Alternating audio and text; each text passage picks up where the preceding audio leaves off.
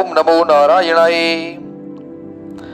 प्रस्तुत प्रसंग शकंद पुराण के अंतर्गत वैशाख मास महात्म्य में से लिया गया है, जो कि भाग 3 के अंतर्गत वैशाख मास में छत्रदान से एक हेमकांत का कैसे उद्धार होता है, ये चर्चा है।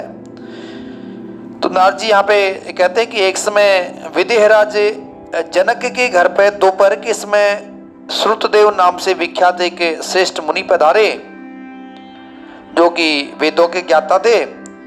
तो राजा ने उनकी विधि पूर्वक पूजा करके उनके चरणों तक को अपने मस्तक पर धारण किया। देखिए, पहले भी ये परंपरा अपने रही है।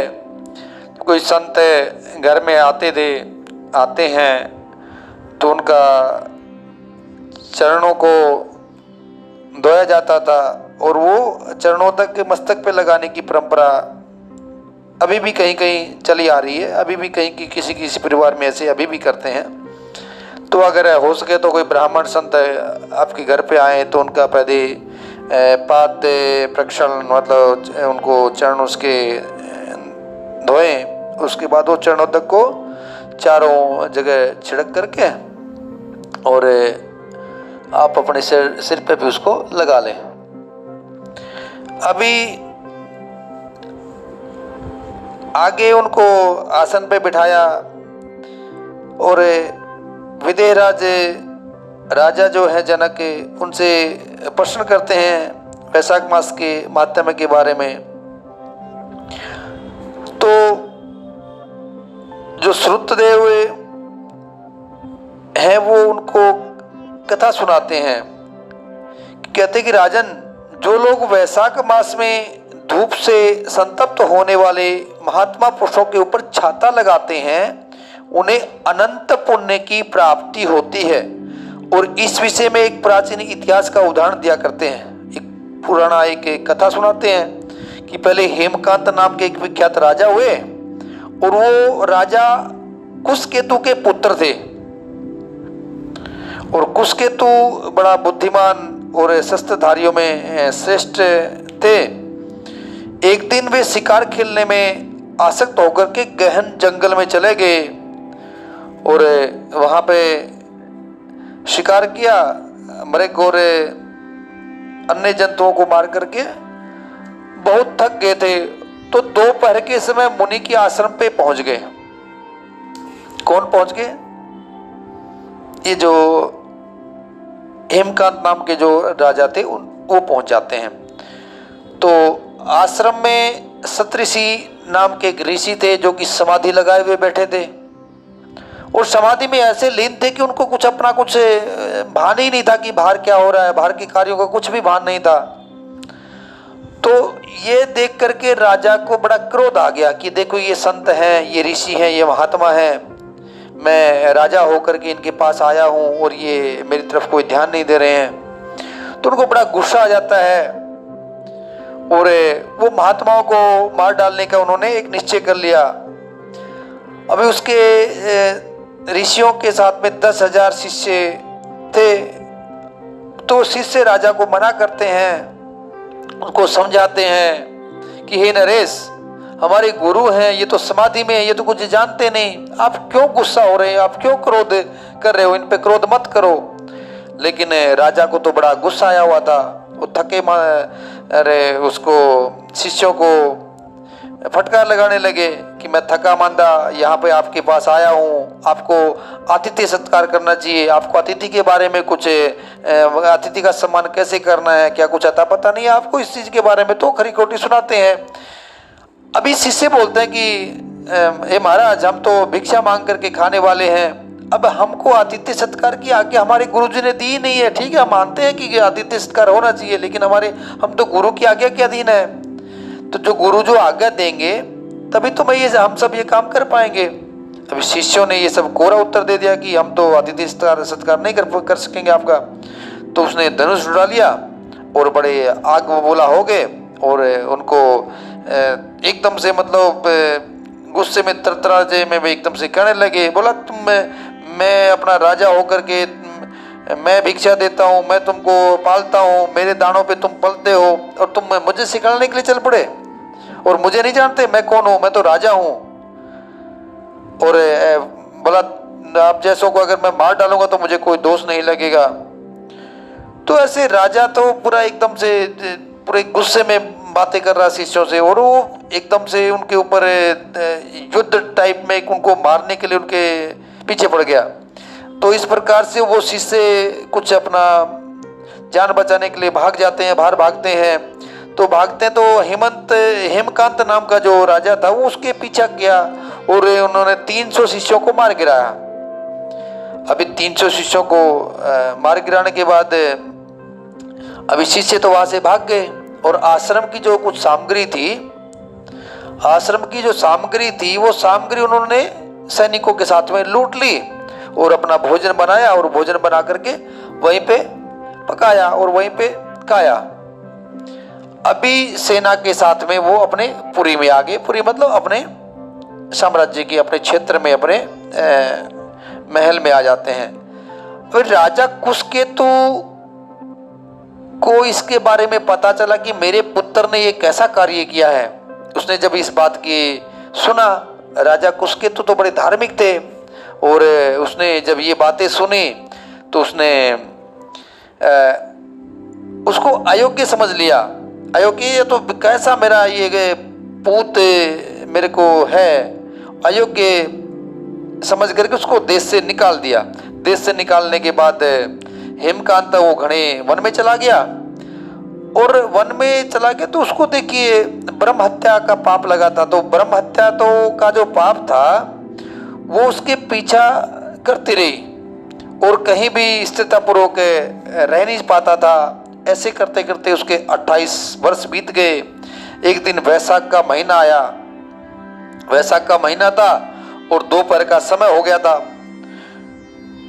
तो किसी प्रसंगवश महामुनि तीर्थ यात्रा के लिए निकले थे और वो तीर्थ यात्रा करते करते उस वन से गुजर रहे थे, उस वन से निकल रहे थे और धूप से बड़े व्याकुल थे, प्यास से व्याकुल थे, भूख और प्यास से इतनी गर्मी थी तो बड़े पीड़ित से लग रहे थे। और पीड़ित होते होते वहीं पे वो जहाँ पे कुछ कोई पेड़ पौधे भी नहीं थे तो वहाँ पे मूर्छित होकर के गिर गए। हेमकांत भी उधर से निकल रहे थे, जो राजा हेमकांत जिसको उसके पिताजी कुशकेतु ने देश निकाला कर दिया था, वो भी उसी वन में थे तो वो भी वहां से निकल रहे थे। अभी मुनि को प्यास से पीड़ित देख करके, थका मांदा देख करके उसको थोड़ी दया आ गई। उसने पलाश के पत्तों से एक छत्र बनाया और उसके ऊपर धूप का निवारण कर दिया। मतलब उसने एक छाता सा बना दिया पलाश के पत्तों से और छाया बना दी, उसके ऊपर छाया लगा दी। तो मुनि के ऊपर थोड़ा सा जल छिड़का और जो उसके पास वो थोड़ा मुंह में डाला तो मुनि चेत अवस्था में हो गए। और इस प्रकार से फिर वो मुनि अपनी शक्ति के अनुसार जैसे खड़े हुए वो धीरे धीरे करके वो अपने तीर्थ यात्रा के लिए निकल पड़े, दूसरे गांव में चले गए। तो ये जो उन्होंने छत्र बना करके और उस मुनि के ऊपर जो छाया किया था, तो इस पुण्य के प्रभाव से हेमकांत की 300 ब्रह्म हत्याएं नष्ट हो गई। देखिए कितना बड़ा प्रभाव। उसने ये प्रसंगवश समझो या उसको दया आ गई उसके हिसाब से समझो, जो 300 साधु संतों मुनियों की जो आश्रम में हत्या करी थी, जो ब्रह्म हत्या का पाप था, तो ब्रह्म हत्या का पाप उसका नष्ट हो गया। अभी समय आया तो यमराज के दूत हेमकांत को लेने के लिए वन में चले गए। उसको एक कोई बीमारी का बहाना बना दिया था ये यमराज ने। तो यमदूत उसके पास आ जाते हैं, लेकिन जब यमदूतों को जब उसने देखा तो उसको भगवान की याद आ गई।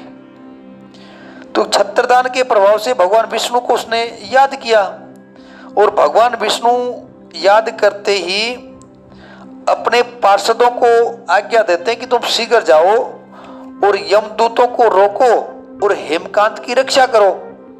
ये जो हेमकांत है ये अभी मेरा भक्त बन गया है और ये तो निष्पाप हो गया है, और इसकी जो भी कोई बीमारी है उस बीमारी को भी आप ठीक करके और उसके पिता को सौंप दो। और साथ में उसके पिताजी को कुस्केतु को समझाना कि तुम्हारे पुत्र ने अपराधी होने पर भी वैशाख मास में छत्र दान करके एक मुनि की रक्षा की है। क्या बोलते हैं विष्णु भगवान?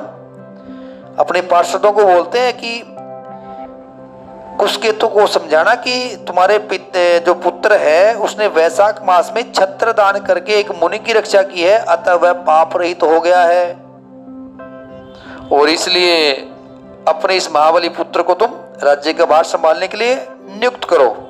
तो भगवान विष्णु का आदेश पाकर के वो पार्षद यमदूतों के पास पहुंच जाते हैं और उनको रोक देते हैं। और भगवत भक्त के स्पर्श से हेमकांत की जो व्याधि थी वो अक्षण भर में दूर हो गई। व्याधि तो पैदा करी थी इसने, यमदूतों ने, यमराज ने पैदा करी थी, तो वो व्याधि भी दूर होगी। अभी साष्टांग प्रणाम किया कुस्केतु ने और भगवान के पार्षद का अपने घर में प्रवेश करवाया। भगवान के पार्षद उसको घर में ले आते हैं और नाना प्रकार के स्तोत्रों से उनकी स्तुति की, पूजन किया। और फिर वो महाबली विश्वक्सेन ने जो हेमकांत को कहते हैं कि भगवान विष्णु ने जो संदेश दिया है वो बताते हैं उसको। अभी कुस्केतु ने अपने पुत्र को पूरा राज्य संभाल दिया, उसको अपने राज्य पे बढ़ा दिया और पत्नी सहित वन को प्रस्थान किया, वो वन में चले गए। देखिए पहले राजाओं में ऐसी परंपरा होती थी, अपने पुत्र को राज्य का भार संभाल करके वो वानप्रस्थ और संन्यास जीवन जीते थे। और तब से राजा हेमकांत वैशाख मास में बताए हुए भगवान की प्रसन्नता को बढ़ाने वाले शुभ धर्मों का प्रतिवर्ष पालन करने लगे।